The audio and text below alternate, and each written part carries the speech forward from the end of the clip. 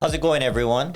Welcome back to our local Las Vegas real estate channel. I'm here, Randy Hatata, broker at Xpand Realty, and we have a guest coming in, and I will warn you that we pulled him in on the last minute. The fill-in, that's fine. Yeah, don't feel bad about it. I'm not first choice, but I'm here. So. Well, we appreciate the fill-in. You're coming in next month anyway, so we fast-forwarded your appearance. And our special guest today, based on our original guest catching the bug, which is pretty common right now. There's a lot of people getting sick with the common cold, and we've actually had someone catch, what's that called? Our pandemic? Coronavirus? I blocked that out of my... I had it 4 times, so... Yeah, Did you? I've had it and I've had the vaccine 5. Oh my God, that's a record. I'm the winner. They should do some kind of experiment on you, man. You got all the... you got all the germs in I'm the winner, brother. And antigens and all that stuff. But yeah, so anyways, I know a lot of people who have gotten sick this week. I heard of one COVID episode, which we haven't heard of for years. Yeah, new one's going. Anyway, kind of strange summer. Yeah. Yeah? Yeah, it's been fun. With that, we have Brent. Thank you for filling in Thomas. Brent is part of Xpand Realty as he's an experienced realtor, and actually, let me take that back. He's experienced in sales, and he originally came from Australia, moved to Las Vegas quite some time ago. And over the course of his professional life, he's closed over $1 billion in sales. Randy. 2. Over $2 billion in sales. All right, I'm rounding down, you're rounding up. I'm sure it's in the middle. But I just say that because he does have a lot of experience. And, when we talk from a high level, it really adds to the overall picture of what's going on, because at the end of the day, we're doing this to let you guys know answers to the question, what's really going on and what's really going on in Las Vegas. And for Las Vegas, more than ever, we're reactive to a lot of the global events going on. So it all kind of gets pieced together, whereas a lot of our past market has been more microeconomy based. Right now it is world based, and we feel the change personally, and I think that's the discussion. Today we're going to do things a little different, and we're going to talk about the numbers with our market update as the reason you're probably here for. We're going to knock that out. We're going to articulate what that means. We're going to explain how and why this is happening. We're going to go into some of the economic changes and some updates, and we're going to have a conversation with Brent here. Brent also has a podcast going on. It's the Money Golf Guy. Golf, if you like golf. Yeah, it's Money Golf Guy. Yeah. Money Golf Guy. Play with some athletes and basically a lot around town as well. So if you're looking to move to a golf course around here, I'm your guy. So that YouTube channel is kind of like more of a fun, entertaining. Yeah, we're about to get into some real estate. It's a good time. Yeah, it's more, we do some stuff with athletes and a bunch of us locals around here. But yeah, we'll typically have some fun. We'll have a small conversation about golf itself as well. Sounds good. So anyway, starting the update with Las Vegas. Right now we have a heat warning, and we are in the 100 degrees here in Las Vegas. The morning starts at maybe the low 80, and then at a high, we're supposed to hit 103, 104 today. The furnace is coming. It's not going to cool down for about 3 months now. So. Yeah. And then tomorrow we have a market high. We have a temperature high. We're supposed to hit like 106 or 108 or something. And then it comes back down to the lower hundreds. So it sounds like a lot for you people. It's not. Like when you're in the shade, it's beautiful in Vegas. Well, when you got a cap like that, it's not too bad. Yeah. Last minute. So. But truly, yeah, Vegas has dry heat, dry weather, dry climate, basically no humidity. And so when it gets hot, it really doesn't feel as hot as people would think it does based on temperature until we hit 110 plus. And then you feel it. 110, 115 is no joke. Last year we filmed, and we started filming for the channel last year in June. The Golf Channel? Yeah. And it was, we started filming at 112 to 113, the first 4 episodes. It's a little rough there. So I wouldn't suggest that. Heck no. Is that how you guys do it in Australia? Yeah, well, there's difference. So if you've got 110 degrees, which is somewhere around about the 40 degree mark, if you're up north, it could be 120% humidity as well. So it's brutal. Like that's like if you've ever been in Indonesia or places like that where it's just, you walk around wet. This is how it is. Yeah, we don't want none of that. Leave that in Australia. Yeah, that's I'm why from Vegas, Hawaii. I know about humidity, but we don't hit no hundreds. So no, Vegas is a pleasure. Vegas is an absolute pleasure. It really is, right? Yeah. Even when it's hot. Yeah. Even when it's cold. Yeah. Until it gets 110 degrees. Then that's the oven. You don't stay out the oven, stay indoors. So we have about 2 months a year that we approach that level. Usually about just a few weeks though. It really isn't that bad. And when people talk about summer, I mean, this is it. It's not the 115 degree summers. 115 is usually for maybe a week span, I would say, if even. It's rare. Yeah. And the golf gets really cheap then as well, so it's fine. I can't believe people still play golf. Oh, well, I do. It's pretty empty. Yeah. Well, don't invite me. All right, let's get to business. So this month, we're going to go over the main numbers. It is June 2025. And units sold, we'll start with units sold, which is relevant today. So how many closings have we had in May? And we're at 2,087 closings. That's down 87 closings from last month, which isn't that bad. Historically, that might be on the lower side, but this year has been very pivotal, let's just say. So that's the conversation, which is down about 13% from last year. To give you perspective, in January, we started with just below 1,800 closings. And then February, a little more, April, a little more, March, a little more. And we've been pretty consistent in the 2,000s for the last 3 months. So consistency is where we're at. We don't have any major spikes. And when we look at market stats, we look at change and we look at spikes, kind of like the stock market, because it's an indicator of where we may go. And so we try to stay ahead of this. That's why we do all of this, to articulate and figure out what these numbers mean, right? Because I know that you guys can get the numbers and everyone has the numbers. We have this thing called the internet nowadays. ChatGPT and other brands, whatever it is. But, figuring out what they mean and what they mean to you particularly is why we're here. So experience shares. Based on that, our median price point is $480,000. And that's consistent with last month, no change there. And last month was our first month we actually dipped by $5,000. So that was an indicator we've been watching. $5,000 for a median price point of $480,000 equates to only 1% change. So we had a 1% dip last month in our median price point, and people freaked out about it because it's like, oh my God, everything's crashing. The news are reporting like our market's crashing, buyers nowhere in sight. Headlines and we literally moved the needle 1%. I mean, like... Headlines sell. What else are they going to do? They got nothing else to talk about, so that's how it works. Just imagine a full tank of gas, and then the needle moves 1%. You don't even flinch, you know what I mean? But if it's real estate, people are freaking out right now because the needle moved in the opposite direction than we're used to. But what we look at is consistent change. And right now, that change has not happened. We've stayed consistent, and again, we're still at 480,000. Surprisingly so, as we'll get into it, but surprisingly it hasn't. So it is really surprising, and that's kind of part of the conversation is the why. Why? Because you're going to hear the rest of the numbers, and not all of it makes sense. So new listings, we have 3,591 new listings. That's down 72 new listings, which is good. That means less listings are hitting the market. We're probably recovering graduating from spring. So the listing count will start to slow down as we hit the warmer months.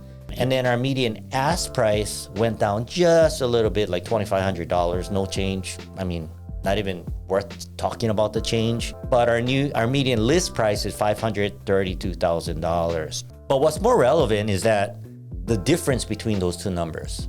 And so if our average median asking price is $532,000 and our median close price is $480,000, then where's that $50,000, right? Yeah.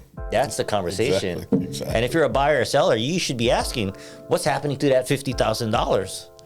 And there's a lot of ways to skin a cat. I'm writing notes here so I can ask you some questions, because Randy is our broker as well, and Randy's got his finger on the pulse more than anybody with his, with all your work at LVR, with all your work at LVR and all that type of stuff. Like for us, we still ask a lot of questions. So I'm going to write some questions down as we go when I'm thinking them, so I can ask you, because things. I appreciate that, and we also took notes on what other people are asking. So we're trying to stay a little bit more focused on addressing what the real questions are, rather than just rattling off some numbers that I'm sure is boring, right? So, it's the why and the what and the where, where we're going is, I think, more important. So we're going to stay focused on that. But we're going to talk about that $50,000 gap after we finish the numbers as we analyze the market. And then units available. So units available, although new listings have gone down, units available has gone up. And we're up to 6,646 new units available. That's a lot. That's up 71% from last year. That's up 433 more listings than last month, which means that we have more inventory. But here's how the numbers work, guys, is that more important than units available is our effective availability, or a month supply, because that shows how much the sales to available ratio there is, and it gives us a true number. And again, the available months mean that if we had no more listings within whatever that month span is, then, well, maybe I put it in the wrong way.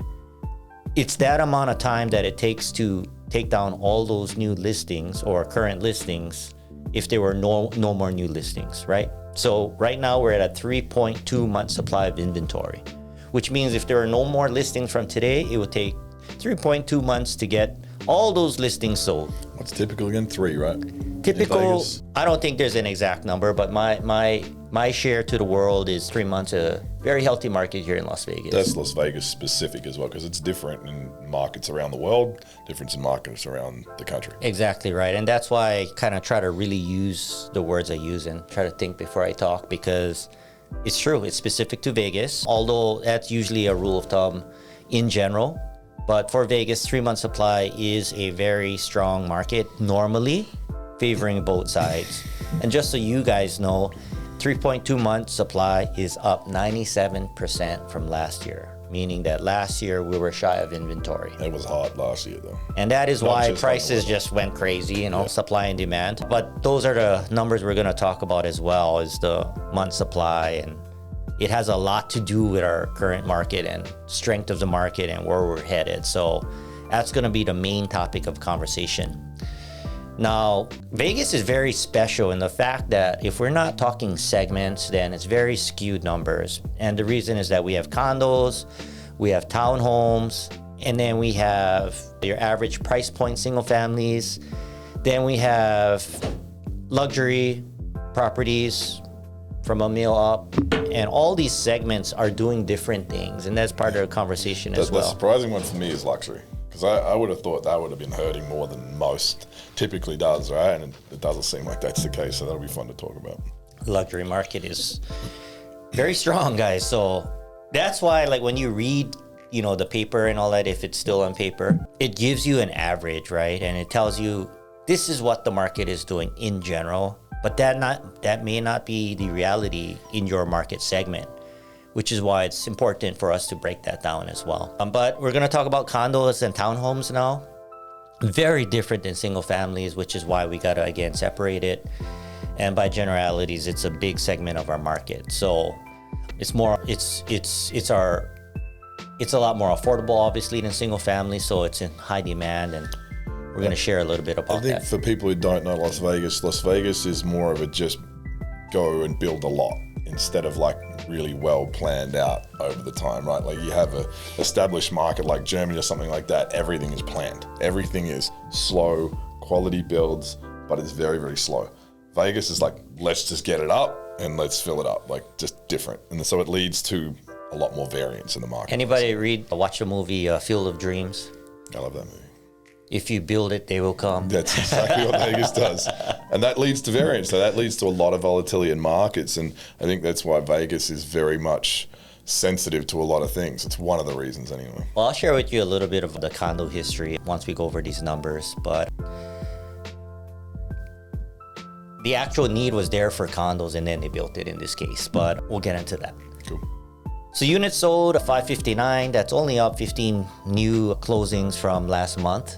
And that's actually down 19% year over year. So we're down from last year, but it's not as devastating as people might think. And there's reasons behind the change that we're talking about, right? Which is not Las Vegas caused again, right? This is a global geopolitical thing that we're going to really address. The median price is 307,000. There's not much change there. That's only up about 4,000 from last month and up about 4% year over year. So that's been staying consistent. But that's the thing, is it's a weird thing. How does it go up, right? And that's a trick question, because when I get into the other numbers, it does not make sense based on numbers. Yeah. New listings is up 80 new listings to 1,100 new listings, making our median ask price 299,000. And the difference between the single family market and the condo market is that the ask price is less than the median sold price by $7,000. Again, weird. Right? 299 asking, 307 closing. Whatever. That's weird. Units available. We have 2,500 units available. That's up 120 units available. But here's the big number again. It always is effective availability or month supply. And month supply is at a high of 4.5 months supply. So it's all ratios, right? That's important. That's up 134% from last year. So more than double and a third from last year as far as effective availability. Now, how can you have very, very high supply, right? And then the numbers are still going up, and then the ask is less than the sold price, right? Very, very confusing. It's weird. It is weird. So let's go back into a little bit of history of condos. So in 2006, prior to our housing crash, caused by loans, guys, not the economy, caused by bad loans, our market was at a market high. That was our last pinnacle of Vegas history. And at that period of time, we had a lack of what we would consider affordable housing. And understanding this, condos were very minimal. Like, there just weren't any, and people did not build a lot of condominium developments. However, we had a lot of apartment buildings. And so that affordable end of housing, whether it was for sale or rental, in this case rental, were dominated by a couple of developers who owned all the apartments. And there's not that many investors that own apartments here in Las Vegas. There's a few major ones that kind of monopolized that industry at that time. And so what happened is that investors came in, they saw the opportunity that we needed affordable housing. They came in, bought these apartments, and converted them to condominium. And your average two-bedroom condo in your average area, average demanded area, were selling brand new, although they weren't brand new. They were brand new refurbished from apartment at about 200 to 225,000. Two bedroom, about 1,000 square feet, two bathroom, and a carport. And that is why most of our condominiums look almost exactly the same, is because they bought the same apartment product and chopped them up into condominium. So the difference between apartment and condo is that apartments are owned by one investor. They own the whole complex. It's called commercial real estate, or qualifies as commercial real estate. And then when they chopped it up into condominiums, now it became residential real estate and privately owned per unit. So for you guys out there, if it's over 4, basically if it's over 4, it's commercial, or classified as commercial here, in Vegas anyway. Right. So codes get a little tricky about that when it comes to fourplexes and business licenses and all that. But as far as residential coding or residential requirements, it's 4 and down. So you're absolutely right. Thank you for sharing that. All right, so you guys got a feel of those numbers. It is a very awkward month. A lot of brokers are calling it a pivot month. Last month was more like trying to understand what's happening. Now we have the numbers to support at least the consistency or not. And in this case, not much change from last month. Yes, we saw the 1% dip, but since then, not that much change.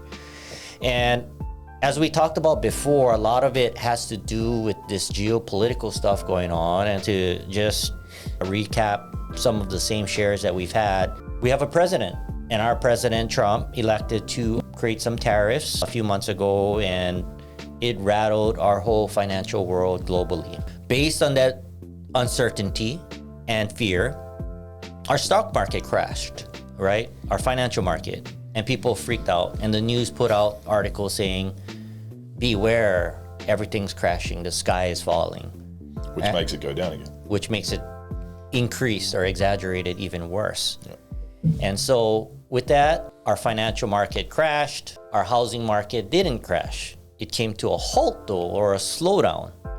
And during that slowdown, inventory built up. And this is nationwide, guys, but as far as Vegas in particular, we didn't get hit that hard, you know, and there's a lot of reasons for that, right? It's surprising. It's in always Vegas. surprising. We normally cop it more than anybody, right? Vegas is just always surprising. I mean, you know, talk about keeping that pulse. But here's the thing, like if we want to dive into that, the great thing about that for Las Vegas is typically in the past, we would have been hit hard. But that shows the diversity in our economy now as opposed to 20 years ago. Like you watch during the GFC in 2009, whatever it was, it's one of those things where we got hit hard. And I was out here a lot even then. I got a good history with Vegas.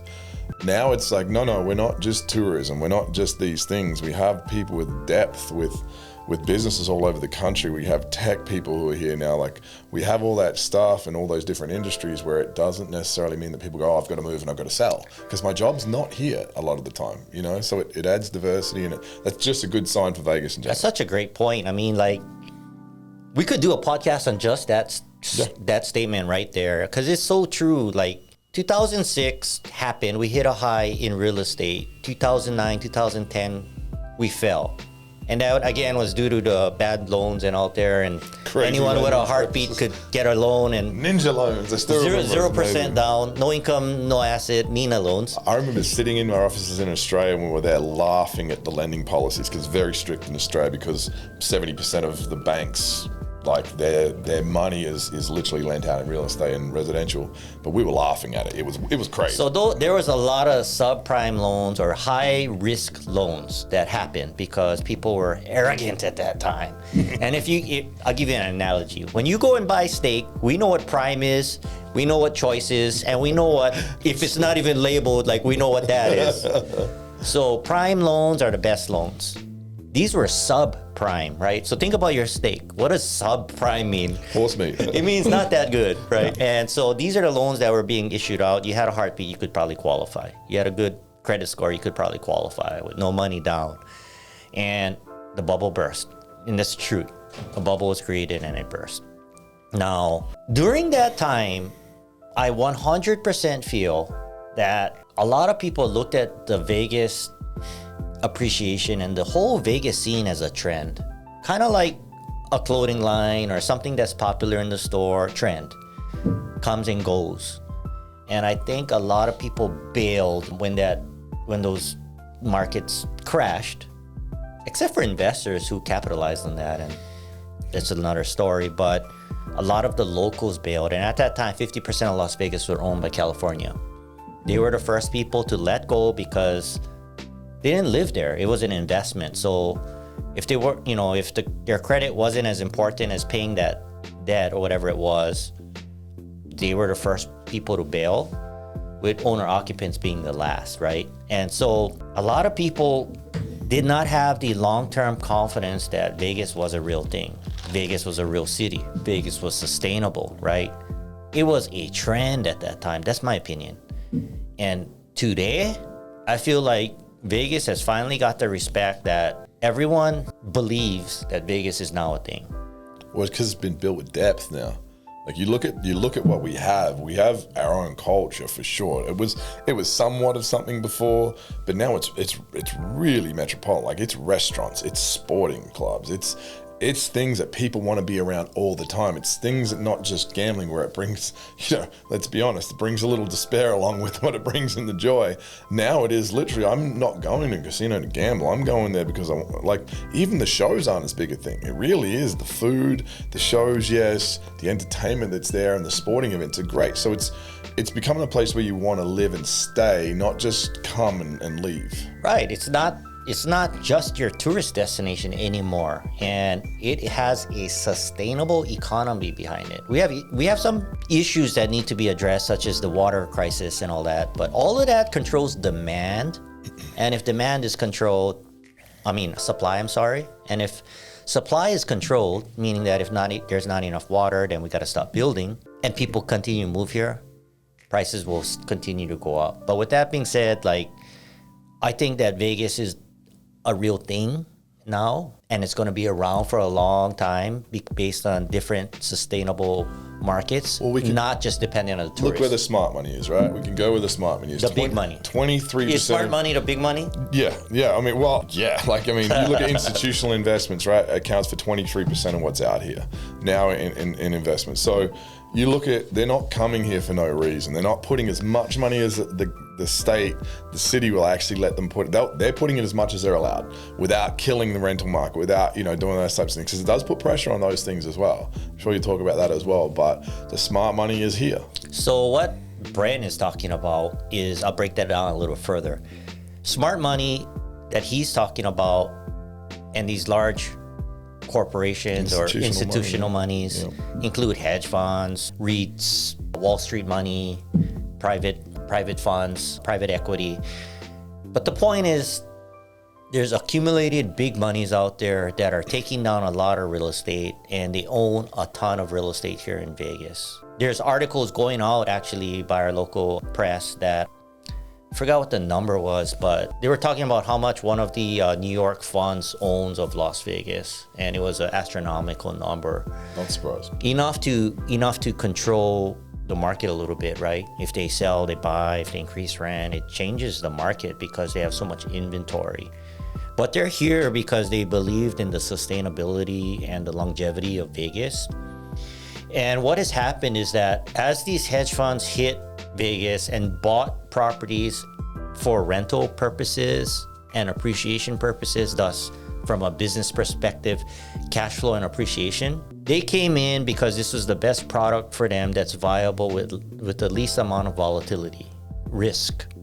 So they spent your money, right, public monies or private monies, they put it into Vegas, into what we call residential real estate portfolios, and they're making major cash flow, and they're getting appreciation by doing so. Companies like BlackRock, who is the biggest in the world, BlackRock, Blackstone, they're into more of investment portfolios, different types than any other company around the world, but they're big here. I just think, if you're ever thinking about investing with all the sporting clubs and all that type of stuff, like, number one, you should 100% look at Vegas. There's just no doubt in my mind. Me, myself, like friends, everybody, I could shout, I'm shouting out from the rooftops, but it's wild how much money is getting put in here, and for good reason. Yeah. And monies are coming here, not just in residential real estate, but that's what we're talking about right today. And so to go back and clarify that 23% number, it's a little different than what was shared from you. Sorry to call you out. But what that 23% number represents the amount of sales that happened since 2000. So out of all the sales from 2000 to 2025, 23% of those sales were hedge fund monies. Not 23% of our inventory, which would be a huge number. Yeah, it's good clarification. But 23% of our sales were hedge fund, big monies coming in and just taking down a big chunk of Las Vegas. That's almost 1/4 of all, 1 out of every 4 sales was hedge fund money. Which does... Not hedge fund, institutional money. Yeah, and it does change the market conditions. Like, it's not a natural thing to occur. So it creates a different environment than what you would if you were just going to buy in Missouri or something like that. Like, it's going to add upward pressure because they have the ability to hold for longer periods of time. They have the ability to pay a little bit extra than maybe what someone else would, because they have a long-term plan, a very long-term plan. We're number one in the US with institutional monies. And so if all these smart players or funds are investing in Vegas, there's a reason why. I guess is the point. What do you think you should be doing? What do you think? There's a reason why the smart money's in Vegas. And you can hear realtors say, "Oh, you should be here," but you don't have to listen to us. You can just listen to them. And if you don't, then that's on you. I mean, the truth is, we're not here to sell Vegas. I mean, we love listings and we sell it too. Vegas is great. Vegas sells itself. It really is just explaining what's going on and why Vegas, right? And right now, that's a major reason on why. Follow the money. I think you've got the intro clip right there for the podcast, for the video, by the way. So yeah. So, but yeah, we could do a whole podcast on that. And just to wrap that statement up, they also own casinos and businesses throughout the valley, and it doesn't end at residential real estate. So just to clarify that. But the point is that the confidence is here. The smart monies are betting here, not just on the cash flow, but on the appreciation. So huge. And that's the reason why. Now, a lot of people look at these funds as a negative thing. I've never seen someone go, that's great news. You know, everyone is like, boo-hoo, you know, like, but on the flip side, here's how it helps some people in Vegas. Current owners. It helps renters, you know, like it helps renters too. Like, because the more rentals out there, the more balanced they are in inventory, right? Supply and demand again. Yep. The more options renters have, which kind of balances out rent amounts. And it's a cultural thing as well, right? So a lot of people, you want to own a house. If you were in Europe, I think in Germany, it's something like, and I go back to Germany just because it's a very stable market. And so it's something that to really try and, I guess, emulate in some ways. I think 50 to 60% of people rent, and it's not seen as a bad thing. It's just seen as that's just the way it is. Yeah, so we've been at 50% for quite a while. I'm not sure exactly what we're at today, but it's because we have a lot of investors and we have a lot of need for renting. And Vegas is a transient town. It is not for everyone. So don't think that Vegas is the answer for everyone, because it's not. It takes a particular person to live here and enjoy the opportunities that Vegas has to offer without losing your wallet along the way, right? Because there's so much ways to lose your wallet. If you got your fingers, stay where you are. Yeah. But, you know, if you're a responsible person and, you know, you can withstand gaming and some of the other crotches that Vegas has to offer, really, I mean, sky's the limit. It's a fun place to live with a lot of opportunity, a lot of entertainment. And the irony is that even if you're a family and have children, there's so much things for them to do as well. Two boys. We live out in Inspirata. We couldn't be happier with where we live. It's the dream, man. It's parks, pools everywhere, like kids everywhere coming and going. Like a lot of people still have a misconception about Vegas as well. Like there's just in the Henderson side, you know, you've got Cadence and Inspirata all over the city. There's tons of places to go, but man, it's so family friendly. Like even the schools, like people say bad schools. Our school is the #1 chartered school in the state, and it's amazing and it's free. Like, you know what I mean? It's not like you have to have a lot of money to live here or all that. I'm going to ramble, but for me, I was super surprised about being able to raise a family here, and I'm happy I made the choice. So yeah, that's a real life experience share right there. Yeah. Because a lot of people think like this is an adult community, you know, and it's not that. I mean, you got to be pretty strategic though on where, you know, where it makes sense for your children and all that, and what school makes sense and all the important things for children. But when you make those right decisions, you can build a nice little home base. I think Cadence and Inspirata for families. I think they're in like the top 20, top 30 master plan communities in the country. And that's in Vegas right here. And Henderson is the safest city in the country? Is it something like that? It's top 5. Depends who you ask, but I've seen the rating on multiple sites that, yes, that's accurate. Henderson is the #1 in the country. Yeah, so. And yeah, Anthem Coventry, I think, was named like one of the top communities in the U.S., top 10. Okay. And they're not even a gated community. Go figure. Like, that's how... Neither are we. It's proud of how they calculate that, I have no idea. But it's out there, you know, people are putting it out there, so... So I think, like, as we do, see, if I get involved, I tend to take him off track and we ramble on. But for me, like when we're going back to the statistics, there's going to be impacts of summer in Vegas. Because impacts of summer in Vegas, not a lot of people want to go out and look at houses. Like there's some for sure, but you've been here for longer than I have. You know the markets better than I. Like you got the numbers and then you've got seasonal adjustments. So how do you think summer's going to impact Vegas given everything we know? Well, here's the thing is that summer, as the heat goes up, sales usually go down because it's not fun looking at houses in 105 plus weather, right? Realtors out here wear shorts, but. And then once you go back to school, it kind of slows down as well. People want to move before the school year starts and do all their logistics while they have the time to do so. But here's the thing, which is different than year over year. Because of the freeze due to all that tariff stuff and the buyers not having that confidence, they're still here. They just haven't pulled the trigger, which means there's inventory. And so to me, what I'm thinking in my head as a broker is, what's the message? Where's the normal spring closing inventory going to go? Is it going to roll over, or we're just going to continue as a regular market, you know? I'm wondering if there's a snowball effect of all these buyers that have accumulated that eventually will start pulling the trigger.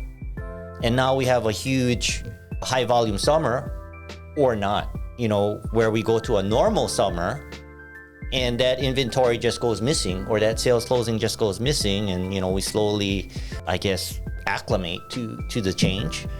But I'm looking very closely for that snowball effect to happen, because again, it's not what the papers say where the buyers are not here. They're here. They just didn't have the confidence for 3-4 months to pull the trigger and buy a home.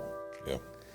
And the sad thing is that a lot of these people are getting their information from the news, and it's not a bad thing that they're not buying a home right now, but it's important that they understand why they're not buying and the consequences if they do or don't, right? And there's no right answer until history shows its cards to you.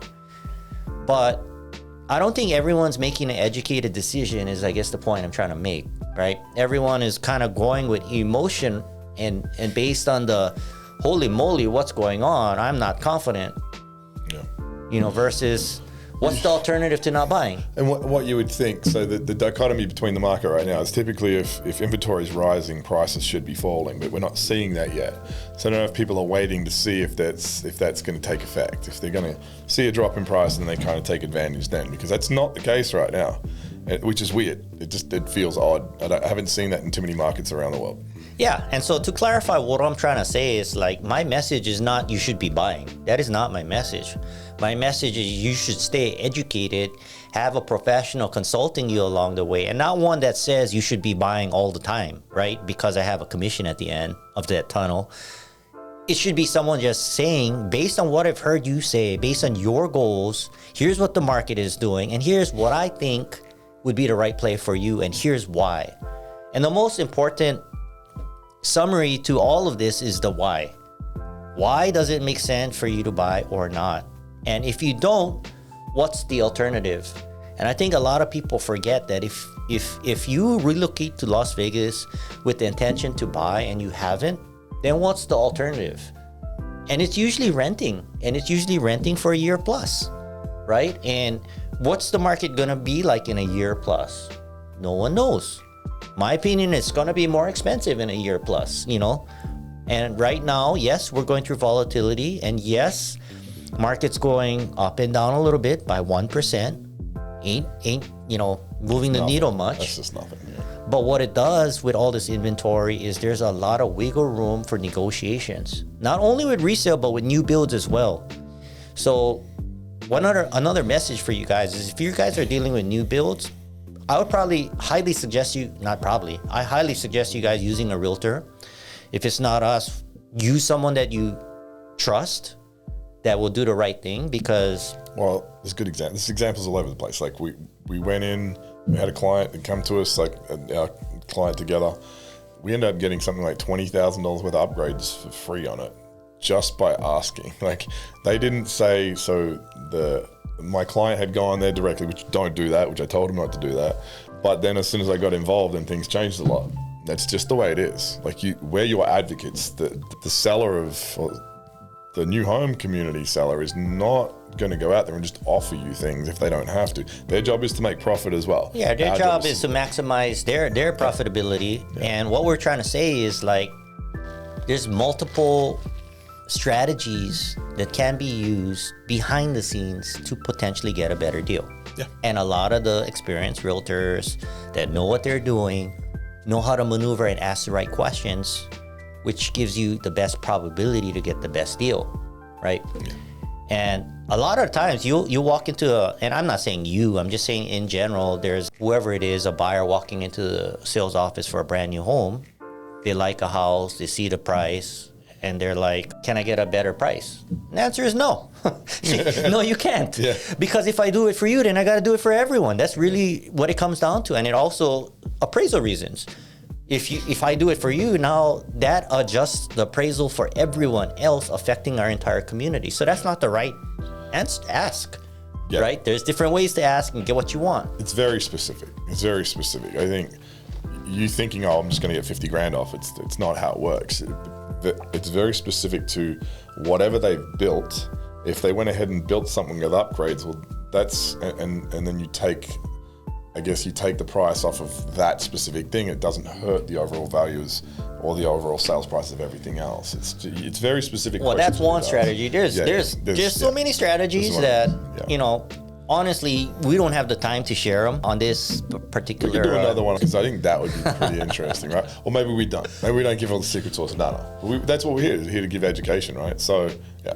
I'm all for sharing. So just so you know, like. That's all you do with me, of course. I'm not worried about that kind of thing. It's more like just because you know how to do something doesn't mean you should be doing something. Like, I know enough to take apart a motor, but putting it back together is a whole nother story. So I shouldn't be doing that, and I guess the point is we're happy to share with you a lot of techniques, a lot of strategies, but you should still use a realtor. And even if it's not us, you should use one. And there's a million reasons on why. That's the message. So moving on, I just want to cover a couple things before we adjourn our podcast that has run long because of our money golf. Money golf guy. I like to talk. No, I'm just messing with you. Here's some headlines that I wanted to share. Innovation brings jobs to Southern Nevada. There's a what's the acronym? GOED, which is basically a government tax abatement to bring specific industries to Vegas. It's an incentive. And they're bringing advanced manufacturing, distribution, and sustainable logistics. So all of those type of companies are headed here. And there's a whole article about it with the actual companies that are coming, but it's bringing a lot of these businesses here to Vegas, right? Including tech companies, which, at the end of the day, it means opportunity, and it's good for our economy. It's great for our economy because it means people don't just have to get up and sell their houses fast, which is typically what's happened in the past, which adds volatility. There's a lot less volatility because of the types of industry and jobs that are here. Here's another one. They're talking about bringing business court to Las Vegas so that you have more options than Delaware. So if you have a business court here, the thought is you're gonna bring in a lot of professional companies based on that. In Delaware, they have like specialized business courts for legal infrastructures and all that. And Delaware is a state to go to get those services. Specifically for that, to make things move faster, to get industry moving. They also have a lot of like things named after them, like the Delaware Trust and on and on and on. They're known for their business. The point is that if Vegas also has a court system sponsoring that or backing business up, it's gonna just go hand in hand with all the new business and lure more business to town. And there's almost no reason to do any business in Delaware after that because our protections, as far as corporate protections and things like that for businesses, are super strong in Las Vegas. Yeah, and Delaware has a strong protection, but like you said, you incorporate either in Vegas and Delaware for businesses most of the time now. And so again, if we do that, then it's taken away. I mean, who wants to go to Delaware? Sorry, Delaware. I know nothing about Delaware, but I know a lot about Vegas. Exactly. Yeah. I don't know. What does Delaware have to offer? Where is Delaware? Great incorporation benefits. They got. Delaware's in the Midwest. Where? That doesn't matter. We're Vegas. Don't worry about this. I'm curious though. I'd like to know. Anyways, there's huge industrial park expansion. Phase 2 of Mountain West Industries Park. Another 324,000 square foot of basically logistics and manufacturing space, going hand in hand with what we just talked about. Logistics and manufacturing. Go figure. AI is coming. That goes along with all of the tech industries. And is that like data centers and stuff like that you're talking about? Well, in this case, I'm talking about an AI powered hotel that's coming to the Strip. Oh, really? Yeah. How's that? Oh, that's wild. I mean, no people. Kind of creepy. Kind of creepy. Yeah, I don't know how I feel about that. I need a personal touch. It doesn't matter how you feel; it's happening. Yeah. So let's go figure it out and let's go try it out. You can be the jerk that walks in and tests everything. Break everything. It's good. Because everyone's gonna be the nice guy. You be the jerk. Figure out how AI handles you. Fair. I can do that. They put it on your money golf thing. Population boom. We all know about that. What are we right now? What are we at in Vegas? We're still in the top 10. We're not number 1 in the city, but what's our actual population? I think we're number 1 in growth for the city, but our population's at like 2.45 mil. Wow. Yeah. And I don't know if you read this, or heard this, that they're redoing the 215. Again. I've been here 25 years, and that thing has been worked on since I arrived here. That's rough, dude. Like, I seen them build it. Yeah. The side roads was the freeway when I was here. and now it's the off-ramp stuff. But we've seen them work on that for 25 years. In all fairness, how quickly they get things done, and ain't Hawaii. I'll put it that way. What did I say? In the town of Hilo, where Randy's from, my wife and Randy know each other for quite some time. I think it took them longer to build a bridge, which is maybe like 30 feet, than it did to build the Golden Gate Bridge in San Francisco. So that's an actual fact. You can look that up as well. But like in Vegas, they get things done. Is that a jab fast. or is that a fact? It's both. It's fun. Yeah. So, but the thing about Vegas is they get things done really fast, and I like driving around Vegas. I come from some pretty big cities in Australia, which might take me an hour to get into work every day and an hour to get home. And no matter where I want to get, it's still only 25 minutes. It took me 25 minutes, and I'm on the other side of town to get here. I love being in Vegas. Traffic is not an issue. If anyone tells you they're late because of traffic in Vegas, can I swear on this channel? No. Full of crap. They're full of crap. Hey, listen up. I disagree with what he just said. I get late because of traffic all the time. Yeah, exactly. I've just ruined this is true. I've just ruined his vibe. Yeah. I even take pictures of the traffic to prove it. Hey, by the way, I will be a few minutes late. Here's the picture to prove it. I get the same picture every week. No, but seriously, hey, look, listen. It's because we're spoiled. And that's what he's probably trying to say. It's not for, our traffic is minimal, but we're spoiled. And so in the past, we're used to minimal to no traffic. And so an additional 10 to 15 minutes of traffic, we don't account for that because we haven't transitioned to, we got to prepare. Everything was easy back then, right? It could be Hawaii time as well. It's like going to the desert with an umbrella. Like, you don't do it. And so for us, we don't prepare for traffic until the last couple years, and now we have to unfortunately prepare and expect a few pieces 10 to 15 minutes of traffic that we never did before. Yeah. So it rains in the desert nowadays, you guys, and this is the truth. So bring an umbrella. But yeah, the difference is probably 10, 15 minutes of traffic, to be honest. There is a difference. And, Randy's been here for 20 years. I've only been here for like 25 years. 25. All right. Fast forward. Off on a tangent, bring it in. Apex, they're still building that. They got more approvals to build out more industrial and economic development. That's out almost by the speedway. So that's more movement out there. Tons of room out there. A lot of land out there, but that's kind of on the outskirts. But a lot more opportunity is the end of the statement there. And have you guys heard of In-N-Out? And I'm talking burgers. I don't know. I think it's overrated. I've got clients that Love kill me In-N-Out. from California. That's their church. Well, and one of them's a pastor, so I can say. Well, if that's their church, the hub is coming to Vegas. Oh, really? Yeah, so the flagship location is going to open in Las Vegas, 400,000 square foot. What? Yeah.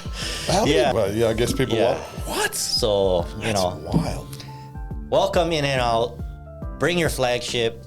Are they putting, is it a hotel? Are they putting like rooms in there as well or something? I don't know. I'm not the expert. I'm just reading the That's news, wild. it is That's wild. crazy. But they're doing really well out here. And, you can't go to an In-N-Out without standing in line or waiting in line. They're just, regardless how you feel, Brent, people love it.